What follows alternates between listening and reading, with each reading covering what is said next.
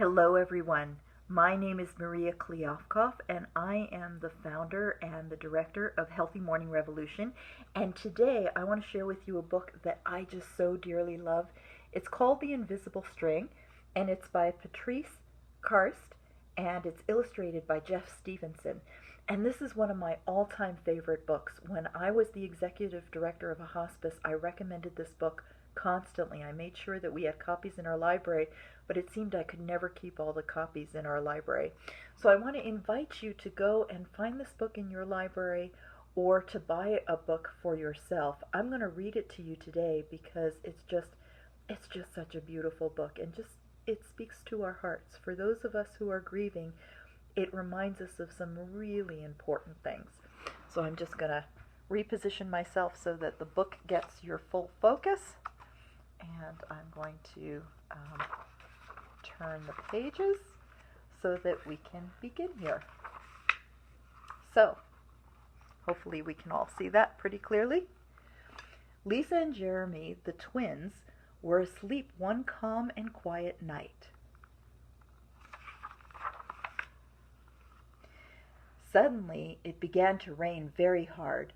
Thunder rumbled until it got so loud that it woke them up. "Mommy, Mommy," they cried out as they ran to her.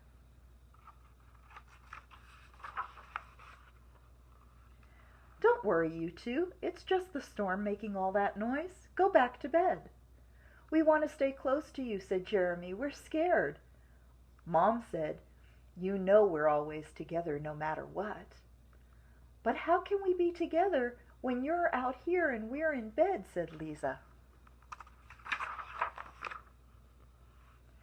Mom held something right in front of them and said, "This is how." Rubbing their sleepy eyes, the twins came closer to see what Mom was holding. "I was about your age when my mom first told me about the invisible string." And you can see it looks like she's not holding anything there. But what she's holding is the invisible string. "I don't see a string," said Jeremy. "You don't need to see the invisible string. People who love each other are always connected by a very special string made of love." "But if you can't see it, how do you know it's there?" asked Lisa. "Even though you can't see it with your eyes, you can feel it with your heart and know that you are always connected to everyone you love. When you're at school and you miss me, your love travels all the way along the string until I feel it tug on my heart.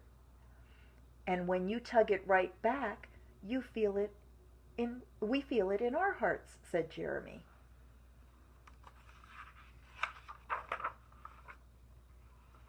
"Does Jasper the cat have an invisible string?" Lisa asked. "She sure does," said Mom. "And best friends like me and Lucy?" asked Lisa. "Best friends too."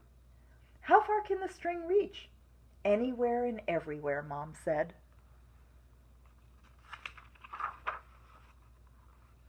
"Would it reach me even if I were a submarine captain deep in the ocean?" asked Jeremy. "Yes," Mom said, "even there." "Or a mountain climber?" "Even there." "A ballerina in France?" "Even there." "A jungle explorer?" "Even there." And he's reading a book that says where to find very big snakes. "How about an astronaut out in space?" "Yes, even there."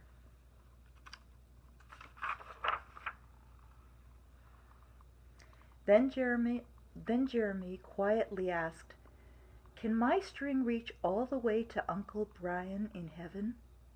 "Yes, even there."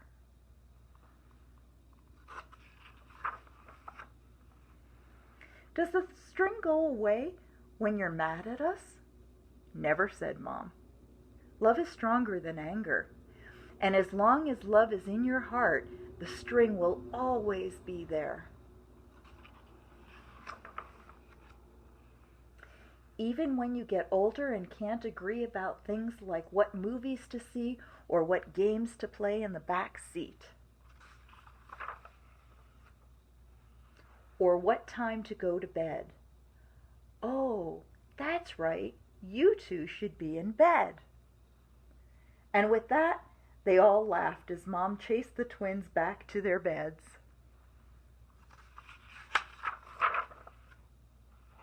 Within a few minutes, they were asleep, even though the storm was still making the same loud noises outside. As they slept, they started dreaming of all the invisible strings they have, and all the strings their friends have, and their friends have, and their friends have, until everyone in the world was connected by invisible strings. And from deep inside, they now could clearly see no one is ever alone. That's the end, and that's a picture of the beautiful author. And so I just wanted to share this book with you because this understanding that we are never alone, that's really the key.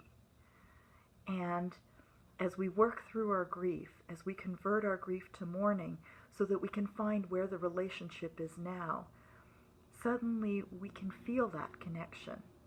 And so the Healthy Mourning Revolution is about revolutionizing the way people think about their grief and mourning. It's about helping people to understand the quote that is my favorite quote of all. Mitch Albom said it so beautifully in his book Tuesdays with Morrie: "Death ends a life, not a relationship." And this invisible string reminds us that that relationship is intact no matter what. And that includes after someone that we love and we cherish has died. We can still reach them, even in heaven, just as Jeremy found out about his Uncle Brian in this beautiful book. I'll put the link to the book in the description below. If you like this video, if you appreciated it, then I please ask you to subscribe so that you get notification every time we put up another video. And please like and share this video so that we can spread the word. We really do need to spread the word so that people who are in their grief right now and they're bearing and they're carrying it can find some relief. It's never too late to do some catch-up mourning. If you'd like to connect with me, I'm at healthymourning.com. I'd love to meet you and chat with you. Have a great day. Namaste.